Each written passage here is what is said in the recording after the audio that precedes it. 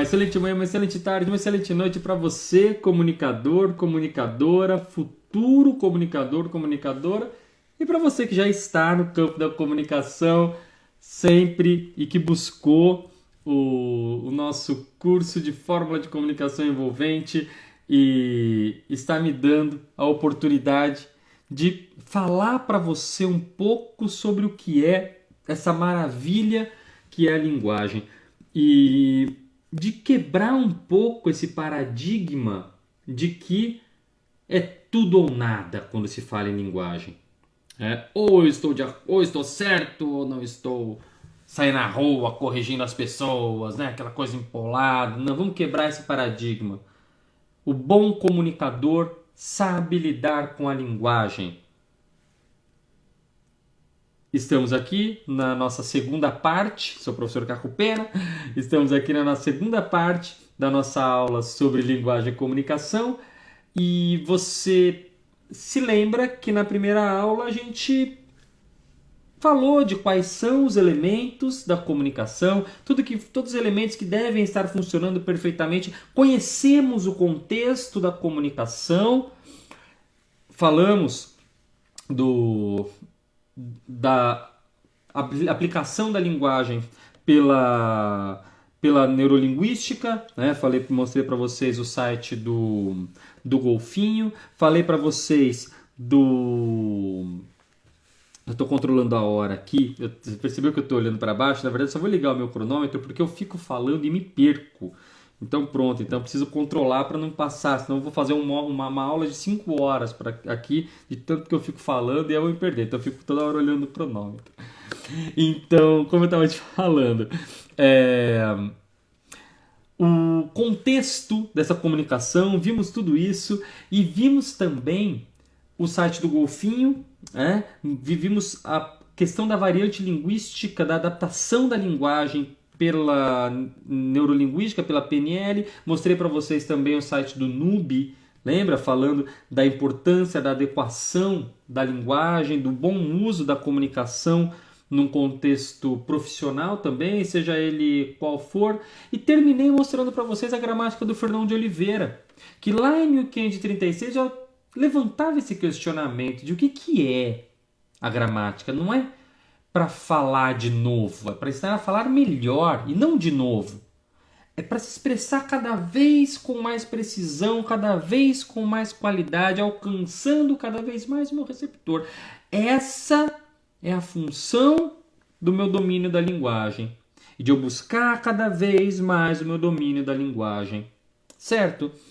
E eu falei para você, cara, que a gramática, a linguagem mudou muito desde que ela começou lá, Fernando de Oliveira para cá. Se a gente pegar, por exemplo, um texto como esse, vê se você lembra disso. Ai, dona feia, foste vos queixar que vos nunca louvem meu trobar, mas ora, quero fazer um cantar em que vos loarei todavia.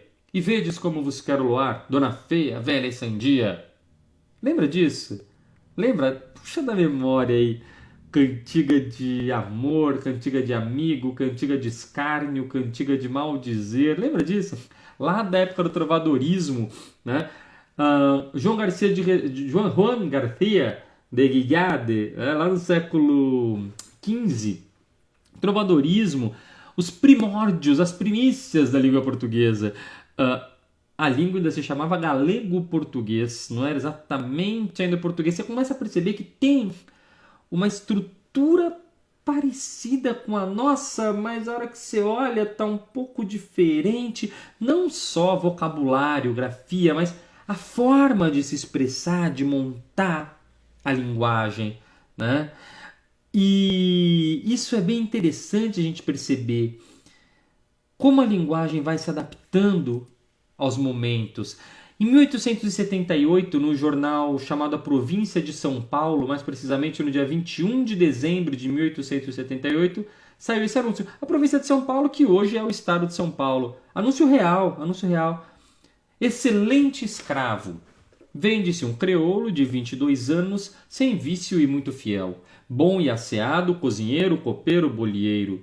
Ele faz todo o serviço de arranjo de casa com presteza e é o melhor trabalhador de raça que se pode desejar. Humilde, obediente e bonita figura para tratar na ladeira de São Francisco, número 454. Cara, você percebe que tem várias marcas, existem várias marcas nesse texto que me deixam bem claro qual é o contexto em que ele foi produzido, certo? Primeiro assunto, lógico. Se hoje, 2016, você abrir um jornal e vir um anúncio de escravo, cara, você vai imaginar que esse anúncio quer dizer tudo. É uma crítica à atual política, ao não sei o que dos trabalhadores, ao não sei o que do tal, uma crítica, você pode imaginar tudo, menos que você vai ligar lá, não, beleza, eu tô vendendo escravo, você quer passar aqui para ver, né, quer olhar o dente, o que você quer fazer? Né? Você vai imaginar tudo, menos isso. Agora, se em 1878 você visse num jornal um texto vendendo um escravo, o que esse texto quer dizer? Que tem um escravo sendo vendido. Simplesmente isso. Né? Significa que os nossos textos, as nossas produções textuais, e quando eu falo em texto, eu falo tanto em texto escrito quanto texto verbal, elas são contextualizadas. E devem ser contextualizadas. Tem muito jornalista que se dá bem em cima disso. Ele pega a declaração do cara, uma frase, descontextualiza e fora de contexto parece que ele disse outra coisa, mas na hora que você vai no contexto, não, mas é que ele estava falando isso. E aí o que ele quis dizer foi aquilo.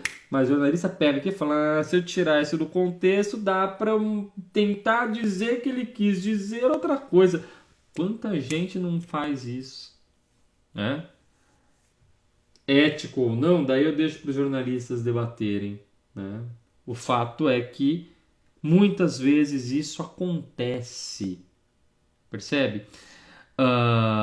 Contexto é fundamental. A maneira como eu me expresso, como eu lido, vai ter a ver com o contexto. Mas já o assunto, vamos falar desse texto, depois a gente vai falar de mais coisas. O assunto mesmo já me mostra o RG, a identidade desse texto. Além disso, a ortografia, excelente, escravo com 2 L's, um creoulo, um ele com acento e 2 L's. Né? Falei para vocês que a reforma ortográfica, a sistematização da ortografia só ocorreu em 1910. Eu estou ainda em 1878, então você podia escrever como você quisesse ainda. Acontece que chegou uma hora, cara, que o cara escrevia a mesma palavra no mesmo texto de 2, 3 maneiras diferentes e aí começou a prejudicar a comunicação. Aí eu já li o seu texto, já não entendia tudo, porque você codificou de uma maneira diferente da que eu codificaria. E aí começou a prejudicar a comunicação. Então eu falei, não, vamos sistematizar isso aí para todo mundo fazer igual. Se todo mundo fizer igual, a gente se entende. Né? Então tudo nasceu de uma necessidade, cara. Tudo. Beleza? Vocabulário também que vai mudando, né? Um copeiro, um bolieiro, né? Maneira de expressar. Então você percebe, cara, que se eu olhar um texto de 1878, eu tenho marcas linguísticas que vão me dar o RG desse texto. E, cara, tudo isso tem a ver com a sociedade, com o contexto em que eu tô. Cara, em 1917, vou um pouquinho mais para cá, se eu fosse cortejar uma dama, eu a cortejaria assim: tu és divina e graciosa, estátua majestosa do amor, por Deus esculturada e formada com ardor da alma da mais linda flor, de mais ativo olor, que na vida é preferida pelo beija-flor. Se Deus me fora tão clemente aqui nesse ambiente de luz, formada numa tela deslumbrante e bela, o teu coração junto ao meu lanceado, pregado e crucificado sobre a rosa cruz do arfante peito teu. Cara, se eu chegar hoje numa balada, tá lá, imagina, tá lá na balada, it's raining man, tá lá na balada, ai, Tu és divina e graciosa, estátua majestosa do amor. O quê? Tu és divina, estátua e majestosa, tá? Cara, pô, o que você tá falando, meu velho? Vai sair, vai cair, vai com outro. Porque hoje a gente não se comunica mais assim, de repente. Né? Agora, eu vou olhar para esse texto e vou perceber o contexto em que ele foi escrito. Esse texto foi escrito em 1917. Você vê o vocabulário. Você percebe? É a língua portuguesa, sim. Mas você percebe o vocabulário, você percebe a construção frasal. O teu coração junto ao meu lanceado, pregado e crucificado, sobre a rosa e a cruz do arfante peito teu. Eu trabalho com os adjetivos, eu trabalho com a construção frasal. Assim, eu tinha a comunicação para o meu público de 1917. Para o público jovem de 1917. De repente você pode falar assim, não, mas eu gosto de Pixinguinha. Eu tenho 82 anos e ainda ouço Pixinguinha. Tudo bem. Eu adoro essa música. Vou falar, eu adoro essa música. Mas essa música não foi escrita para Caco Pena, jovem na década de 90. Não. Essa música foi escrita para jovens de 1917. Não eram as pessoas de 80 anos na época em 1917 que ouviam Pixinguinha. Percebe? Agora, vou escrever uma música para os jovens de 2016. Pensa nisso. Vamos treinar o nosso feeling comunicacional. Vou escrever uma música para um jovem de 1917. Pixinguinha escreveu Rosa. Vou escrever uma música para um jovem de 2016 que vai pra balada e tal. Um jovem comum. Certo? Sem grandes erudições. O que você faria? Eu nunca vi ninguém dançando como essa mina. De frente ela me deixa louco. De costas ela me de costa, inclusive, ela me fascina. Tava eu e Jorginho apavorando na festa quando apareceu a gostosa. E se a gostosa me interessa.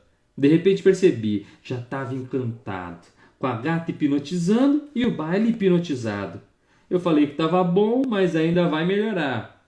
É fato que eu quero ela. Esse fato eu vou consumar. 10 minutos de ideia, ela já abraçou. E foi aí que a sereia caiu no conto do pescador. Cara, MC Menor da VG. Grande clássico de 2016. Eu nunca vi ninguém dançando como essa mina, né? Cara, é assim que o cara vai falar pro público jovem, tal, de uma determinada estrutura para 2016. Agora, o que eu quero que você perceba? Vamos fazer um primeiro exercício de comunicação aqui, um exercício de adaptação de linguagem. Qual linguagem é melhor? Qual linguagem é melhor? Essa ou essa? Aí eu te respondo, não sei. Para um público jovem, para um jovem de 1917, com certeza essa. Para adultos de hoje, talvez essa. Para um jovem de 15, 16 anos que gosta, que vai para balada e tal, com certeza é essa. Por quê? O resultado da comunicação é o efeito que se obtém. A minha linguagem vai estar adequada quando eu adequar a minha linguagem ao interlocutor. Se eu chegar para uma menina no baile funk e falar: tu és divina e graciosa, estátua majestosa do amor, já era. Se o MC Menor da VG chegar lá no baile funk e fala: porra, mano, tá vendo o Jorginho apavorando na festa, apareceu a gostosa. Mano, se a gostosa me interessa. Se és divina e graciosa, se é uma estátua majestosa do amor por Deus esculturado e sonhado com a ardor da alma da mais linda flor, do mais ativo olor, que na vida é preferida pelo beija-flor. Entendeu? Imagina. Se é gostosa, me interessa, na verdade. Então, assim, Eu falei que tava bom, mas ainda vai melhorar. 10 minutos de ideia, mano. 10 minutos de ideia, ela já abraçou. E aí a sereia caiu no conto do pescador, já era. Vem com papai. Né? Então, cara, você percebe que é isso. É outro contexto. Tudo mudou. Tudo mudou. E por que que a linguagem muda? Porque a sociedade muda. Vamos começar por aí. Ok? A linguagem se adapta à sociedade. Se eu não vou fazer sempre do meu jeito. Lembra do nosso texto do golfinho. Hã? Se o contexto muda, eu não posso fazer sempre a mesma coisa, porque o contexto mudou. Deu certo naquele contexto, em outro contexto é outra coisa que vai dar certo. Certo? E se a sociedade muda, a maneira como eu falo para essa Mona Lisa é bem diferente da maneira como eu vou falar para essa, que é diferente da maneira como eu vou falar para essa. Porque quem determina a minha comunicação não sou eu, é o meu interlocutor. Tá ficando claro isso? O momento, o período histórico em que eu tô dizendo qual é o contexto dessa comunicação, o contexto histórico, qual é a sociedade em que eu tô, tudo isso já vai influenciar muito na produção do meu texto. Agora, é bem bacana a gente perceber essa questão temporal nas propagandas. Essa aí foi uma das primeiras propagandas do sabão em pó Omo. Pela internet você encontra facilmente, tá? De domínio público, ok? Olha essa propaganda. O quê? Lavar sem sabão?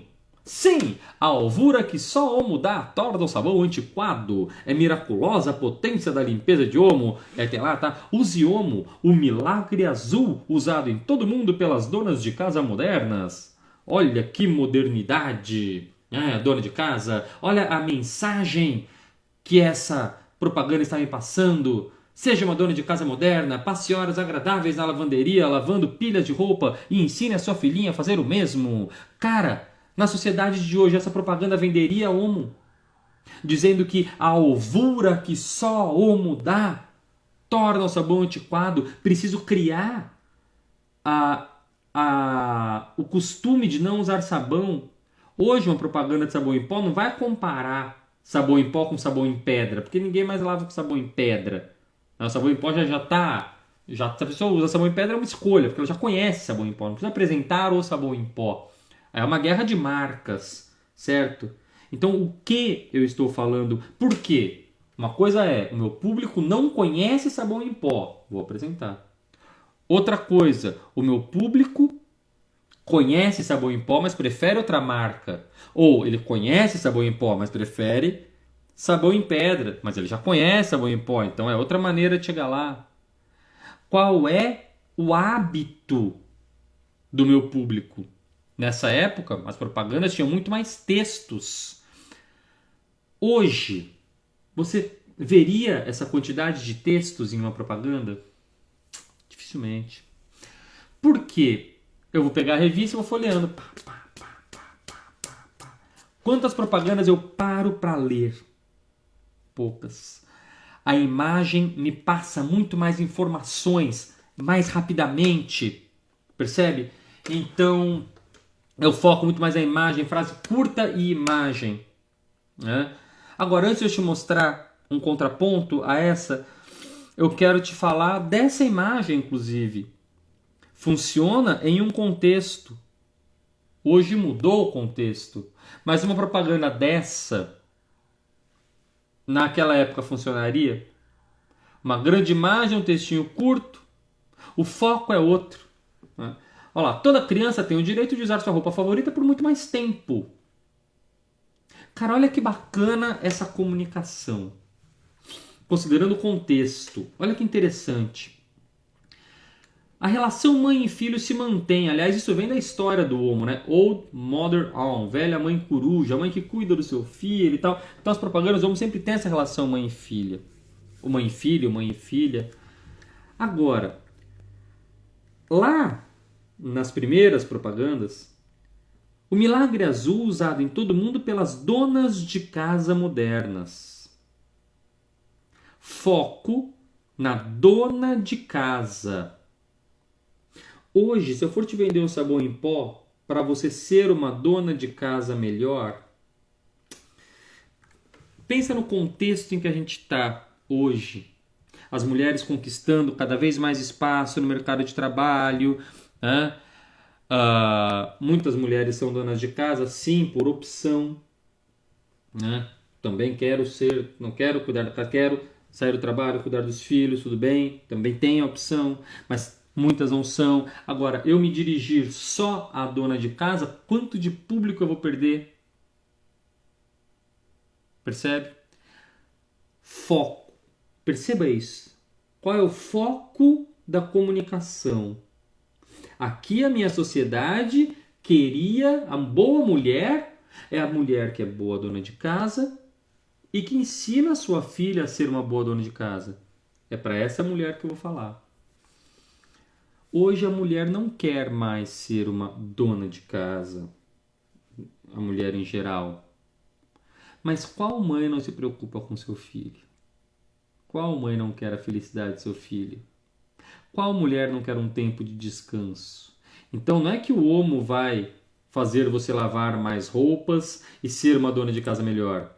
O homem vai fazer você ficar você tá lá com seu filhão no parque, filhão lá, vestidão de Homem-Aranha, né, dando aquela cafungada lá gostosa no filhão lá. Toda criança tem o direito de usar. O foco é no filho, o foco é na criança. Porque hoje eu alcanço a minha compradora, eu alcanço o meu cliente focando no filho dela. Se eu focar no filho, ela vai comprar. Se eu chamá-la de dona de casa, ela vai falar: que absurdo. É foco. Isso é linguagem. Isso é a linguagem comunicando. Como eu comunico? Conhecendo o meu interlocutor.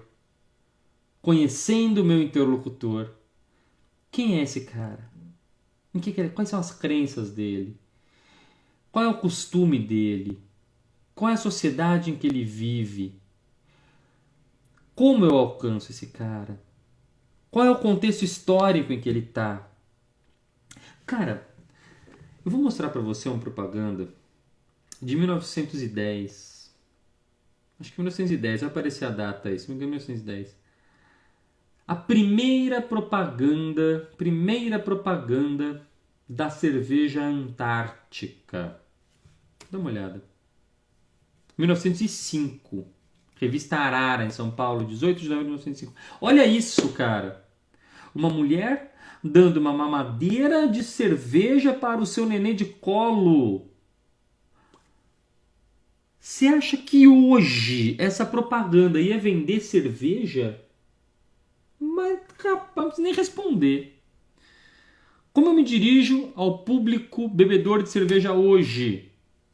Juliana Paz, na praia, um brinde às coisas boas do verão, uma brincadeira linguística diferente, coisas boas, cerveja boa, mulher boa, essa brincadeira linguística que hoje permite. Mas o corpo feminino, não é disso que eu estou discutindo, porque isso mesmo hoje, essa propaganda já tem alguns anos, hoje talvez já não gerasse o mesmo efeito, porque a mulher já está ainda mais brigando contra isso, percebe? Então, qual seria o foco hoje? Para quem eu vou me desviar? As mulheres consomem muito mais cerveja do que há 10 anos, enfim. Então, a comunicação hoje é outra do que há 10 anos. Essa propaganda, acredito que não tenha 10 anos, deve ter uns 5, 6 anos que a Juliana Paz fez a propaganda da Antártica. Mas percebam a diferença. Isso aqui hoje é um absurdo. Isso aqui em 1905 seria um absurdo ainda maior. Uma mulher de biquíni. Uma mulher mostrando. A mulher não mostrava nem o. Olha a mulher, olha a roupa. Isso aqui, que absurdo. Matar meu filho de cirrose aos 3 anos de idade tá de boas. Mas isso aqui, que absurdo. Cara,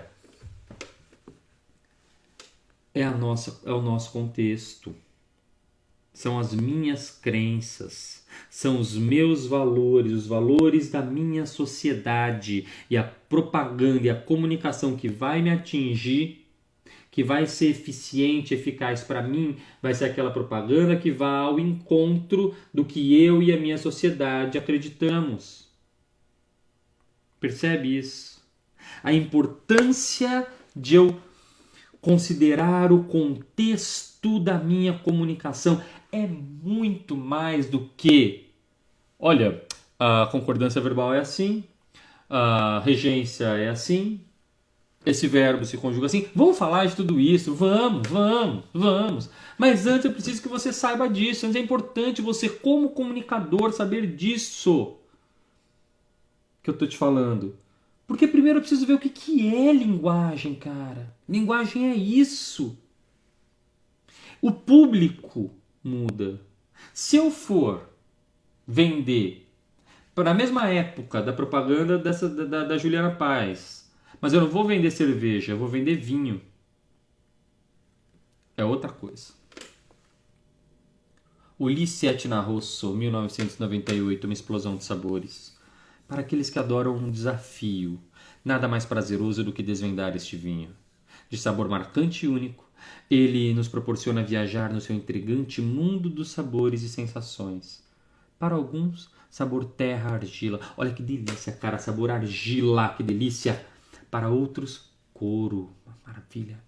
As uvas cultivadas ao redor do vulcão Etna proporcionam uma vida a este vinho. Tente você também desvendá-lo. Cara, ninguém desvenda uma Antártica Pilsen na beira da praia num domingão às 4 da tarde ouvindo reggae. Ninguém desvenda a Antártica.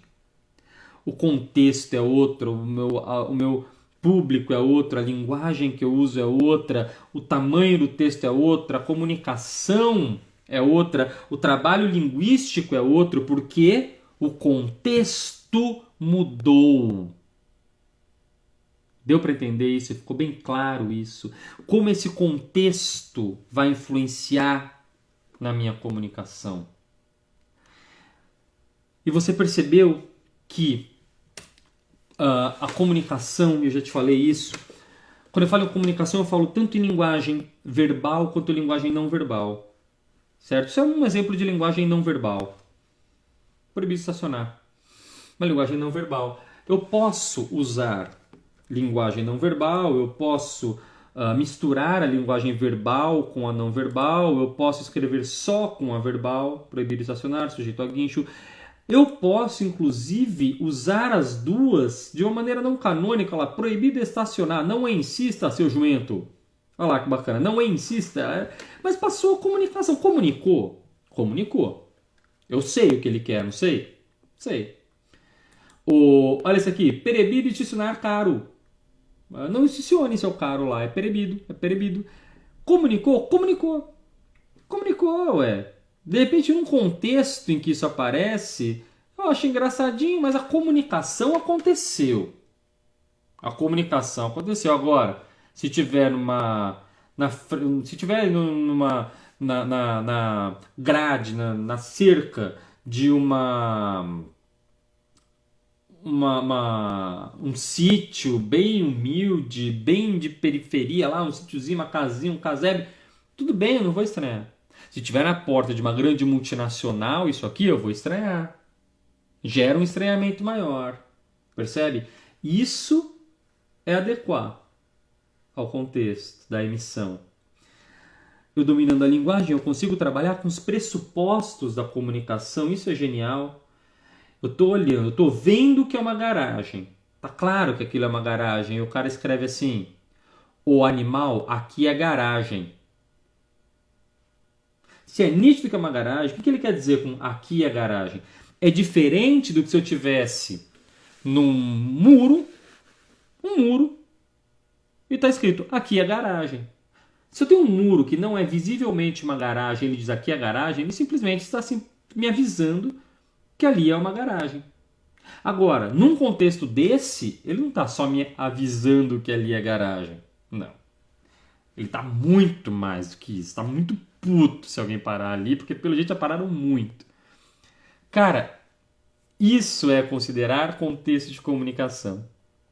Linguagem e comunicação. Eu estou comunicando com a linguagem aqui. Tá ficando claro? Bom, aqui no nosso curso, claro que a gente vai focar no signo verbal. Né? A gente tem o signo não verbal, mas a gente vai focar no signo verbal, que é o código linguístico. Lógico, vamos focar no código linguístico. Né? Eu estou falando para você de várias adaptações, de imagens e tudo mais, para você perceber que na comunicação a gente também tem a linguagem não verbal, eu tenho a intenção. Né? Eu posso falar para você a mesma fala e comunicar coisas diferentes. Imagina a fala, você está bonita hoje. Né? Você está bonita hoje. Você está bonita hoje. Cara, eu falei coisas completamente diferentes. Meu corpo, minha linguagem não verbal, a entonação, tudo isso fala muito mais do que a palavra. Mas a gente vai focar aqui no código linguístico, que é arbitrário. Arbitrário significa dizer, só é assim porque a gente combinou que é assim. Se a partir de hoje eu combinar com você que isso aqui chama tapete, bom, vou pegar meu tapete, vou tomar um café aqui no meu tapete, beleza, isso vai passar a se chamar tapete. A gente combinou que é assim. A linguagem verbal, signo verbal, ele é arbitrário, ele é uma combinação. Daí entram as gírias, porque cria a identidade de um grupo. Aí que entra toda essa magia da comunicação. Cria a identidade de um grupo. Né? Se você fala e entende a minha linguagem, a minha gíria, você pertence ao meu grupo. Se você não fala e não entende a minha gíria, você não pertence ao meu grupo. A gente usa a linguagem como meio. Inclusive como meio de segregação. O cara tem um determinado sotaque, eu já... Um determinado, porque na verdade é curioso falar, né? Ah, fulano tem sotaque. Todo mundo tem sotaque, só não tem sotaque quem é mudo. O sotaque é a maneira como eu acentuo as minhas palavras, o ritmo, a cadência que eu dou. Eu posso ter um sotaque marcado de uma determinada região ou não, mas um sotaque eu tenho. Sempre. Sempre, a não ser que eu não fale. Tudo bem? Mas eu crio essa identidade do grupo a partir da linguagem. A gente usa a linguagem para isso. Olha o vocabulário que ele usa. A concordância que ele usou. Inclusive com meio de imposição. Sim. Se eu quero me parecer mais altivo e imponente, eu vou usar uma linguagem mais empolada. Aliás, sempre falo, né? Quando você estiver perdendo uma briga, começa a discutir. Perdeu a razão, acabou a razão, você está errado, está perdendo a briga, começa a corrigir os erros de português da pessoa. Né? Pronto, acabou. Né? Aí a pessoa fica com raiva, aquela coisa. Você muda o foco. Né? Aí você fala lá, a pessoa vai falar assim: eu não aguento mais você. Eu vou te abandonar. Para começo de conversa, se você falou não aguento mais você, eu vou te abandonar, você está misturando pronomes de tratamento, você tem uma quebra de paralelismo. Então vai estudar. Vai estudar, depois a gente conversa. E sai bravo. Pronto. Perdeu a razão. Né? Mas a linguagem é isso. Ela cria a identidade de um grupo. A gente usa a linguagem mais do que lá ou cá. Né? A gente usa a linguagem, sim, como identidade. Semana passada, mesmo, sério, eu aprendi a gíria cruchá. Cruchá. Já você conhece a gíria? Se você tiver entre 15 até 17 anos, talvez você conheça a gíria cruchá. Não conhecia, não. Aí foi um rapaz que me falou isso, uma menina na hora já falou assim, conhecia meu crush, ele é meu crush. Significa que ele é meu paquera, né? Ele é meu caso, ele é meu crush. Já pra mim já era novidade. Então, mas você fala que eu crushei a mina. Eu crushei a mina, quer dizer, tipo, fiquei com ela, tive um fiquei, eu peguei, fiquei, né? É isso. Então assim, vai criando e as gírias vão se modificando para ter essa identificação do grupo, né? Você, meu amigo locutor, sabe que se você for fazer uma locução para uma rádio popular, você não usa a mesma linguagem, o mesmo ritmo, a mesma entonação que para uma rádio mais clássica, vamos dizer assim. Isso é o domínio com a linguagem. É isso que a gente está falando aqui nesse primeiro módulo de aulas. É disso que a gente está falando. E que a linguagem sofre variações. O signo verbal sofre variações. Já percebeu que eu falo em linguagem e comunicação, mas eu estou falando em variações linguísticas. E de todos os elementos que influenciam essas variações. O primeiro elemento que influencia, que a gente já viu então, que influencia essa variação, eu já falei de todos. Mas o primeiro que a gente focou foi a variação temporal. A gente chama de variação diacrônica. Diacrônica. Cronos, tempo. Diacrônica, a variação temporal. Como que o meu tempo, o momento da comunicação, o momento histórico da comunicação influencia no meu vocabulário, na minha construção frasal, tal. Então, eu estou produzindo determinado contexto, determinado texto, oral e tal, porque eu pertenço a um determinado momento histórico. Se eu estivesse falando com você em 1927, com certeza a minha fala seria diferente. Se eu estivesse produzindo esse texto daqui a 30 anos, com certeza a minha fala seria diferente. Com certeza. Tranquilo? Agora, tem outros elementos que são importantes também na variação. Cada vez mais importantes para a gente como comunicadores. Eu te falei do primeiro. Ainda é o mais fácil de a gente perceber. Agora, tem outros fatores muito importantes, muito importantes. Eu, como comunicador, preciso ficar muito atento a esse próximo fator, que é qual? Te conto no próximo vídeo. Vem comigo? Te espero lá. Até já.